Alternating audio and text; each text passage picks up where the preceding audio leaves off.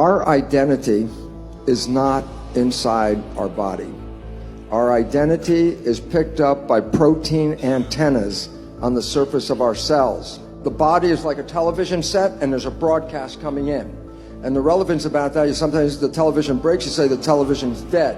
And I say, yeah, but is the broadcast still there? There's a number of studies of people who have heart transplants. And when they receive a transplant for somebody else, they start to pick up characteristics of the person who donated the heart. Now, some people say that's cellular memory. As a cellular biologist, I think you're giving great credit of memory to a cell. A cell is lucky to remember if it's a liver cell or a skin cell, not if it likes chicken McNuggets and beer. But the story I just want to emphasize is this: a young girl received a heart from another young girl. And once the heart was implanted, just shortly after, she had very vivid nightmares of being murdered. And they repeated themselves every night. And so finally, the doctor said, well, where did this heart come from? And it was from another girl who was murdered. And the relevance about that was the nightmares were so vivid that when the police questioned her about what she had seen, they were able to catch the killer. The point was, the heart cells are still having the self antennas of the person who has died. And so as long as the heart was still present, it was downloading the identity into that heart. And the relevance is, yes, the girl's dead, but she's still there. Why? Because if the heart has the receptors, it still shows that there's a source that's feeding this individual person. Between all this particular data, it is profoundly important to understand the nature of some quantum physics, energy fields, and identity, and that we are not in this body. We are being broadcast to this body. As a scientist, and not spiritual for 40 some years, and then in 1 minute after understanding the nature of the membrane, it's like 2 + 2 is 4. I'm not in here. It was oh my God, I'm not here. And that concept of being outside, then being immortal, was interesting. But then I wanted to add this part because I thought this was the exciting part about my connection with my spirit and my body. I asked myself as a scientist, I said, well, why have a body and a spirit? Why not just be spirit?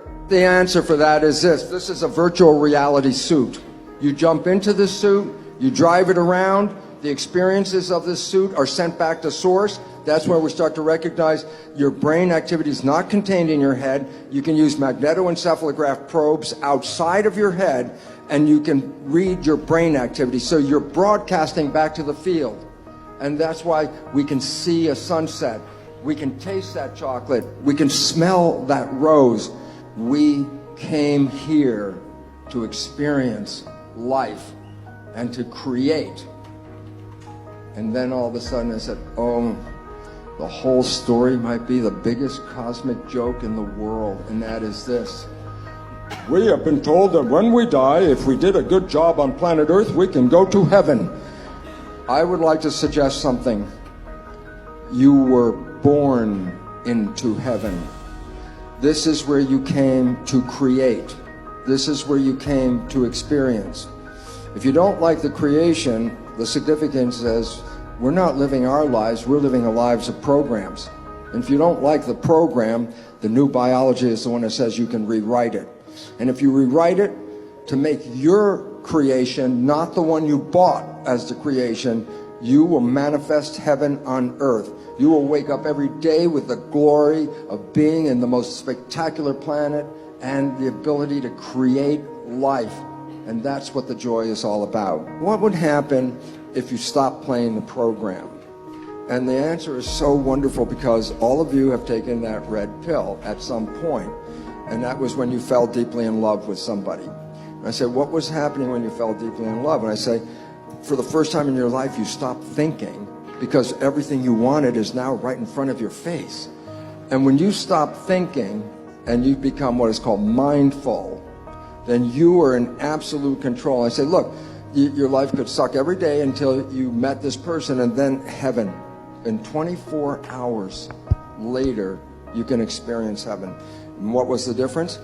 you stopped thinking and started being present. And so it becomes important if you want to transform, then you stay present and you repeat what you like, and repetition is what will reprogram your subconscious. So as long as you stop the old talk, put in what you want, and repeat what you want, you have an opportunity to rewrite any program in your life.